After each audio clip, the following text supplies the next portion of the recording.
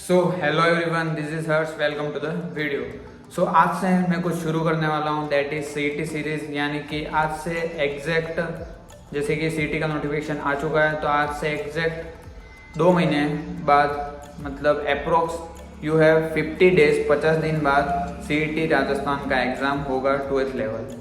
तो देखो, इस एग्ज़ाम में आपको obviously if you are preparing for this exam, अगर आप इसमें अच्छा स्कोर करना चाहते हैं तो I am here for guide. यानी कि मैं आपको गाइड करूंगा कि आपको कैसे पढ़ना है। मैं आपको, ऐसे तो मैं चाहता था कि मैं आपको पढ़ाऊं और मैं खुद भी पढूं, बट वो पॉसिबल नहीं हो पाएगा। इसलिए मैं आपको गाइड करूंगा कि आपको क्या करना है, कैसे पढ़ना है। आपको स्ट्रेटजी बताऊंगा कि आपको किस वे में, किस तरीके से रोज एवरीडे कितना, क्या और कैसे पढ़ना है, ठीक है, ताकि आपको मोटिवेशन मिलता रहे और आप पढ़ाई से रिलेटेड जो भी डाउट है वो आपके माइंड में ना रहे, क्लियर हो जाए और आपका पढ़ाई में कंसंट्रेशन बना रहे, यानी कि आप अच्छे से फोकस से स्टडी कर पाएँ। तो देखो, अब सीईटी का नोटिफिकेशन जारी हो चुका है, तो ऑब्वियसली अब फॉर्म भरेंगे और आपको प्रिपरेशन करना ही पड़ेगा।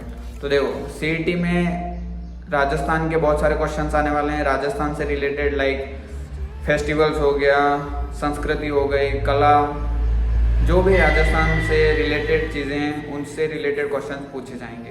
बाकी जनरल नॉलेज यानी कि रीजनिंग हो गया, देन फिर आ जाएगा हिंदी, इंग्लिश और जनरल साइंस आपसे पूछी जाएगी। तो ये सारे क्वेश्चन आएंगे। देखो, बेसिक जो चीज़ें हैं राजस्थान के इतिहास और उन सबको छोड़ के, वो आपके कहाँ से आएंगी, क्लास 1st to 10th, यानी कि आपने क्लास 1st to 10th में जो भी चीज़ें पढ़ी हैं उससे रिलेटेड क्वेश्चन आएंगे। 12th लेवल एग्जाम में वही क्वेश्चन आते हैं। बाकी राजस्थान का जो है वो आपको पढ़ना पड़ेगा। तो ये हो गया डाउट क्लियर।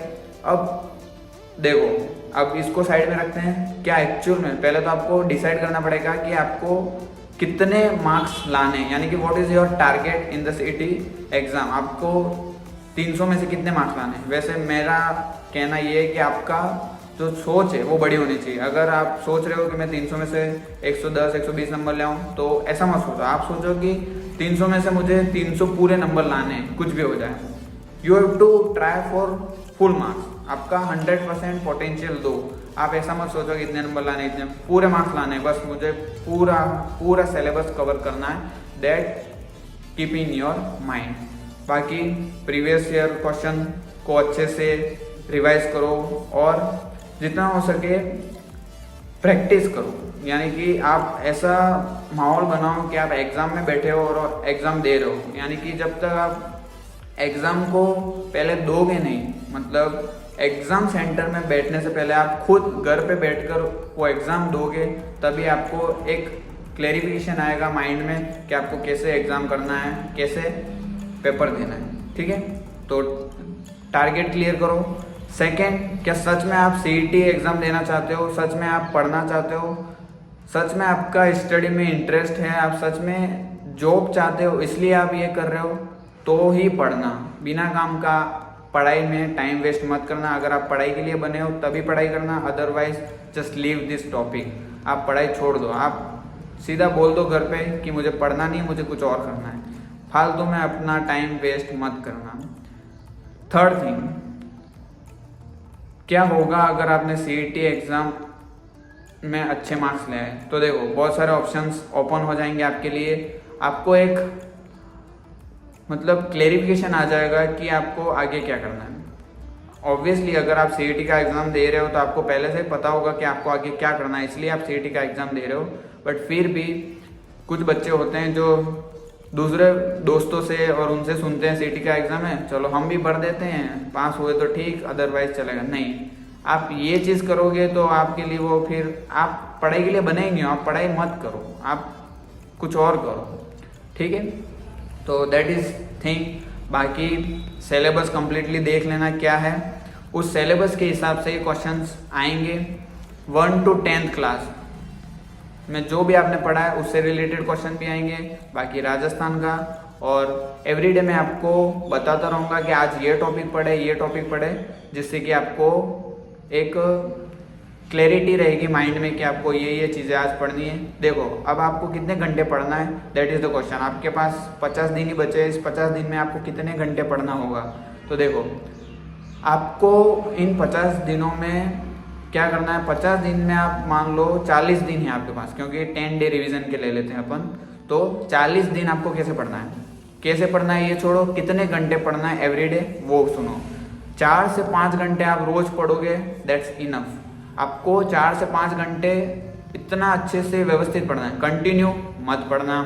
बच्चे क्या करते हैं, कंटिन्यू बैठे रहते हैं, पढ़ते रहते हैं, मत करो ऐसा। क्यों, अपने हेल्थ के साथ क्यों खेल रहे हो। एक जगह बैठे रहना it's not good for your health. देखो पढ़ना कैसे होता है, आप बैठो 30 मिनट पढ़ो, 5-10 मिनट का ब्रेक लो, वार्म अप करो, कुछ अपने बॉडी में मूवमेंट लाओ, फिर वापस पढ़ने बैठो।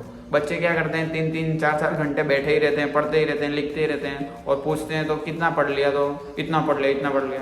देखो एक बच्चा होता है जो 4 घंटे में 4 घंटे लगते हैं उसे 2-3 टॉपिक कवर करने में, और एक बच्चा होता है जो 2 घंटे में ही 5 टॉपिक कवर कर लेता है। हाउ, क्योंकि वो इफेक्टिव वर्क कर रहा है, वो स्मार्ट वर्क कर रहा है, वो इफेक्टिव स्टडी कर रहा है। दैट्स वाई वो इजीली चीज़ों को पढ़ पा रहा है, ऑब्जर्व कर पा रहा है और इजीली अंडरस्टैंड कर पा रहा है। तो आपको इफेक्टिव वर्क करना है, ना कि गधा मजदूरी। ठीक है, तो आज के लिए इतना ही। मिलते हैं नेक्स्ट वीडियो में विथ CET के इम्पोर्टेंट टॉपिक्स, और जो भी टॉपिक्स होंगे, जो भी इंफॉर्मेशन होगी मैं आपको देता रहूँगा और आपको मोटिवेशन देता रहूँगा। मैं भी CET का एग्ज़ाम दे रहा हूँ, मैं भी स्टूडेंट ही हूँ, मैं टीचर नहीं हूँ कोई पढ़ाने वाला, मैं भी एक विद्यार्थी हूँ, मैं खुद CET का एग्ज़ाम दे रहा हूँ। तो मैं भी प्रिपरेशन कर रहा हूँ, तो क्यों ना आपको मोटिवेशन दिया जाए, साथ में मैं भी मोटिवेट रहूँ, क्योंकि मेरी हॉबी है, मुझे वीडियो बनाना अच्छा लगता है। तो साथ में वो भी होता रहे, वो भी होता रहे, मतलब सिर्फ पढ़ाई ही सब कुछ नहीं है, you have to do everything. तो आज के लिए इतना ही। तो आई होप आपको वीडियो अच्छा लगा होगा। अपने CET देने वाले एग्ज़ाम, जो भी स्टूडेंट, जो भी आपका दोस्त है वो CET एग्ज़ाम दे रहा है, तो उसे ये वीडियो ज़रूर शेयर कर देना। तो मिलते हैं नेक्स्ट वीडियो में, तब तक के लिए स्टे ब्लेस्ड, और जितना हो सके इफ़ेक्टिव वर्क करो और टाइम वेस्ट मत करो।